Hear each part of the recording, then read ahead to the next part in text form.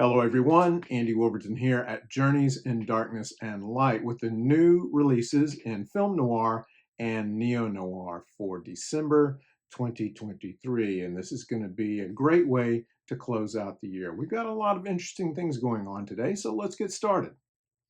First up, on December the 5th, it starts with a blast, literally a blast of silence. The low-budget classic noir directed by and starring Alan Barron. If Detour from 1945 is considered film noir's low-budget masterpiece, Blast of Silence is a solid runner-up. Alan Barron's brutal tale of a hitman on a job in Manhattan during Christmas time is raw, ragged, and unforgettable, as is the Lionel Stander narration. One of the many pleasures of Blast of Silence is the juxtaposition of bleakness mixed with dark humor. I'd love to tell you more, but I'm going to let you experience this treasure for yourself. But if you'd like to know more, I'll link to my review from a few years ago. Struck from a new 4K digital restoration and presented in two aspect ratios, 1.85 to 1 and 1.33 to 1, the disc also includes Requiem for a Killer, the making of Blast of Silence, rare on-set Polaroids, location photos from 2008, a trailer, an essay by film critic Terrence Rafferty, and a graphic novel adaptation of the film by artist Sean Phillips. Definitely put this one on your holiday list. I'm always surprised at how many film noir fans have never seen Odds Against Tomorrow from 1959, coming to us on December the 5th from Kino Lorber. Not only does the film star Harry Belafonte, Robert Ryan, Shelley Winters, Gloria Graham, and Ed Begley, it is directed by Robert Wise and co-written by blacklisted writer Abraham Polanski. The picture also takes a hard look at racism, and many consider this picture, rather than Touch of Evil, to be the final entry in the classic era of film noir. Hardened ex-con Earl Slater, played by Ryan, joins a disgruntled ex-cop named Burke, played by Begley, to hold up a bank. But when Slater finds out that the third member of the team, Johnny Ingram, played by Belafonte, is black, tensions kick into high gear. This edition from Kino presents the film in its original aspect ratio of 1.85 to 1 and includes a new audio commentary by author and film historian Alan K. Rohde. Again, I'll link to my review that I wrote a few years ago in the notes, so if you'd like to know more, check that out. Also on December the 5th from Sandpiper Pictures, he's still getting it done, Robert Mitchum in Thunder Road from 1958, directed by Arthur Ripley. Now, people still argue over whether Thunder Road is a film noir, a thriller, or an action picture. You be the judge. Mitchum plays Lucas Doolin, a veteran returning home from the war, a common noir trope, although this was the Korean War. Lucas is back at the job he had before the war, running moonshine in Kentucky, Tennessee, and North Carolina. Busy guy. He's concerned not only that his brother Robin, played by Mitchum's son James, wants to follow in the family tradition, but also that a local gangster wants to take control of all the independent moonshiners. I can tell you that this was a drive-in staple in the South for many years. A bit of trivia. Mitchum originally wanted Elvis Presley for the role of Robin, but Elvis's manager, Colonel Tom Parker, wanted an astronomical amount of money for Elvis, so Mitchum said, "Hey, I've got this kid." The film was previously released from Timeless Media Group back in 2015. That edition got okay reviews, and as an extra, it only contained a trailer. I can't tell if this is a restoration, but I doubt it. There's no word on extras also. So if you're a fan, you'll probably want to pick this one up. Coming to us from Radiance Films on December the 19th, we have The Facts of Murder from 1959, directed by Pietro Germi. This is a rarity of rarities, a movie, a murder mystery no less, that succeeds in telling an effective story while including more than enough comedy to satisfy audiences who may not typically enjoy murder mysteries. Inspector Ingravallo, played by Pietro Germi, who also directed, responds to a call from a Roman apartment complex reporting a robbery. But when he arrives, the inspector realizes he's on a murder case instead. Perhaps more police procedural than noir, The Facts of Murder includes a terrific cast, including Claudia Cardinale and Claudio Gora, as well as a terrific musical score. Noir fans may remember this film from the virtual Noir City International Film Festival in 2020. This new 4K restoration includes a new interview with Germi and film expert Mario Sesti, a 41-minute documentary on Germi, a visual essay on Italian noir, and more.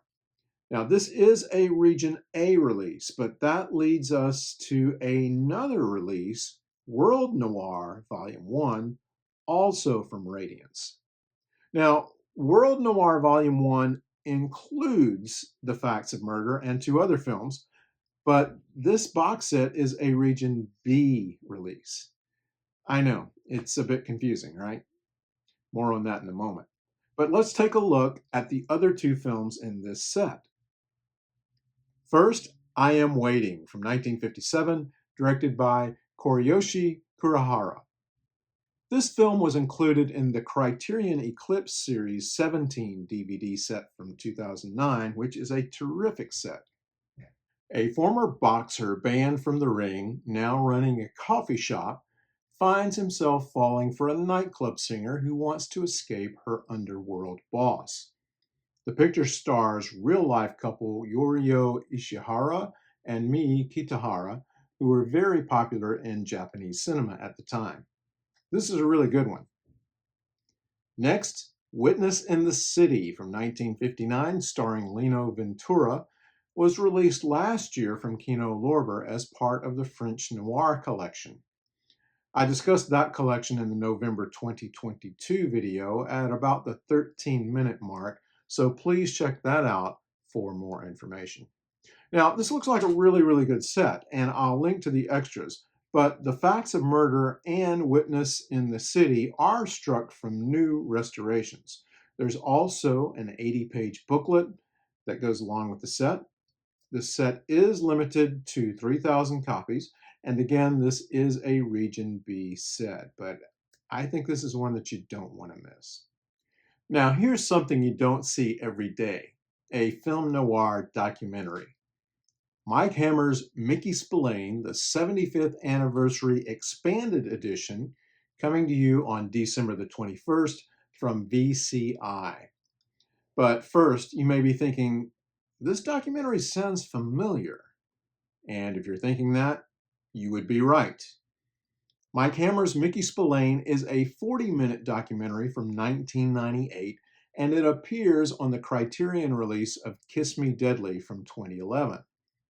The documentary is directed by crime writer Max Allan Collins and features interviews with several other crime writers such as Lawrence Block, Gar Anthony Haywood, Walter Mosley, Donald Westlake, and others. For this VCI edition, Collins updated and expanded the documentary from 2022, which was the 75th anniversary of Spillane's novel, By the Jury, the first Mike Hammer novel published in 1947. So the expansion apparently has added roughly 20 minutes to the documentary, focusing on the last few years of Spillane's life and work and ongoing projects to complete his unfinished manuscripts. Now, Blu-ray.com notes that the release also includes a bonus film, Encore for Murder. And the reason you won't find Encore for Murder on IMDb or Letterboxd is that it's a filmed recording of a 2018 play starring Gary Sandy as Mike Hammer. Sandy is most famous for playing the role of Andy Travis on the TV show WKRP in Cincinnati. Now, Blu-ray.com also mentions that this is a 2-disc release. My question for VCI is, why? The documentary runs just over an hour, and I assume the play is around 2 hours. Maybe there are more extras other than the Max Allan Collins audio commentary on the documentary. I don't know. Collins' blog states that VCI is planning on putting Encore for Murder on streaming services, so you can look that up and see if you're sure that you want to buy this set.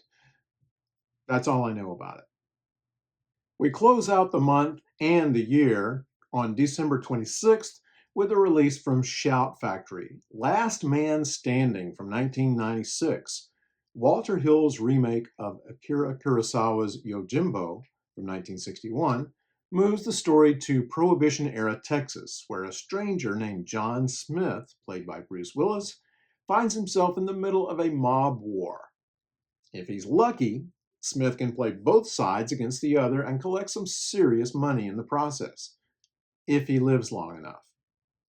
The film features a musical score by Ry Cooder and a remarkable cast, including Bruce Dern, Christopher Walken, William Sanderson, Ned Eisenberg, Karina Lombard, and Michael Imperioli. No word on extras. Oh, and one more thing. The Columbo box set from Kino Lorber, originally scheduled for November 21st, has been delayed until December 19th. You can still put it on your holiday list, though, and you should. Speaking of holiday lists, please do check out my film noir guide from a couple of years ago, a video I put together. Most of those items are still available, and maybe I will do a supplementary video. Who knows? I hope everyone has a great holiday season, and I just wanted to say a brief thank you to the many of you who have subscribed to the channel this year, and several people who have contacted me, sending me messages that you found these videos helpful, people who have bought me a cup of coffee.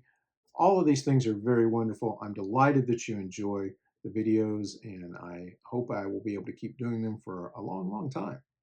I'm not sure if I will do a best of the year video releases in film noir. I am thinking about it. I'm trying to get things together so that I can make that happen. So stay tuned. Thanks for watching, everybody. Thank you for hanging out with me this year, and I will see you again in 2024. Everybody take care. Stay safe.